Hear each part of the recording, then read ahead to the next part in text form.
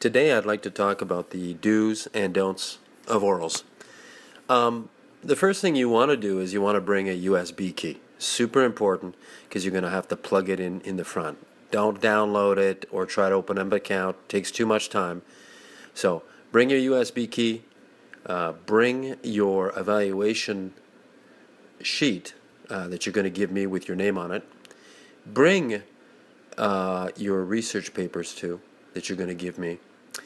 And then bring, of course, your PowerPoint on your USB. Don't bring extra notes, paper or cards that you're going to try and hide somewhere. Your PowerPoint will guide you through the oral. Let's talk about a common problem now. The common problem is that people either write complete sentences or almost complete sentences. Don't do that. Reading and talking are two different things. When you read out loud, it's for pronunciation, but also sometimes we mumble, for sort of blah, blah, blah, or we talk too fast. And talking is communicating, and you really want to communicate with your audience. Another problem with that, writing a sentence is that if you write a sentence or two or three or four, your audience, students, are going to start reading, and they're going to stop listening to you. And you don't want that, because when they come back to listen to you, then they might be lost because they're outside of the context. They were doing a different thing.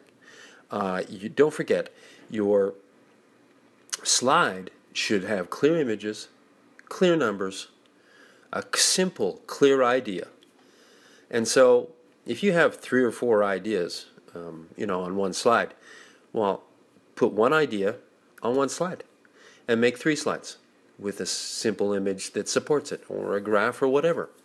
Okay, another thing that we have is something a little bit more of analysis. Students have difficulty discussing the social mission, branding, and marketing of their company. What they usually do is you'll just say, my company wants to help this X cause and wants to help another cause. I'll give you an example of branding. So quite often you'll see a cereal that talks about fiber, or a yogurt that talks about protein or probiotics, or no fat or low fat, but it doesn't talk about the sugar. And sometimes the sugar is just like out of this universe. So, and we see this hundreds of times in the way we market food. So what you want to do is be a little bit more critical of the company. So when you do mention this, you can mention it. It could be an important part of the marketing aspect. But is the company making changes or a real effort in terms of money to help change the world or change the society or whatever?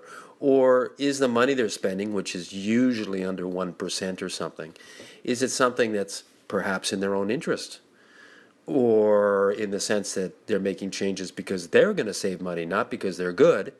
Or they're spending money, it's really shouldn't be called, social causes, helping society. It's really part of their branding. So they're really saying, hey, look, we're good. So the real question is, are they doing something because it's good, or are they doing it because they're trying to keep already loyal customers and make them even feel prouder that they're buying from this company? Or are they trying to gain new customers or clients? So be critical. At least ask a question, why is the company doing it? And I don't want to be against a company helping people or great causes in society. I think that's great, but I do think we have to ask that question. Another thing is the numbers. Let's talk about the numbers, for example. If you have a graph and you're talking about revenues, and you say, yeah, this huge number, you have 36,556,000,000. Round it off. Most of the numbers, the big numbers you're going to be talking about are, first of all, not in millions, they're in billions. So you have to do the conversion. So in this case, we have 36,556,000,000. Why not say 37 billion? Remember, things like dividend yield is a percentage. A dividend is usually expressed in dollars or in cents. Even though I asked you not to talk about dividend, it's really the dividend yield we want to focus on. You can talk about dividend. PE ratio is a ratio. It's not a percentage, and it's not a dollar. So for you to remember that, and for us to receive that message, you could put ratio in your title. So you call it a PE ratio. Put a percentage sign in or a dollar sign in your graph. Okay, keep it simple. Number 5, the 5th thing I want to talk about is have a clear idea of your 3 factors. Now, some of you are going to have some difficulty with it. It's one of the things I'm going to ask you to master. And it could be a difference between, getting 70% and 85, 90%. Have 3 clear factors that are important to the company and to the sector. And if you're not sure, I'm still around. Send me a mail. Send them to me. I can send you an article if you're still not getting the point. Number 6, to start your oral, memorize the first sentence or 2 of your oral. In other words, just have a what's my starter. After that, your slides will guide you through it. So your numbers and your titles and your subtitles should guide you through it. So you say, hi, my name is David, and today I want to talk about the financial success and the economic challenges of the airplane company Boeing. And then after that, like I said, you have your titles, subtitles, images, logos, graphs. Those things will guide you through it. You can't forget it, your oral, if you have those slides in place with the correct the information. Finally, one of the things you have to do is to relax and breathe. Easy to say, difficult to do. Of course, if you did a presentation 100 times, it would be easier, and practice makes perfect. So practice at home, etc.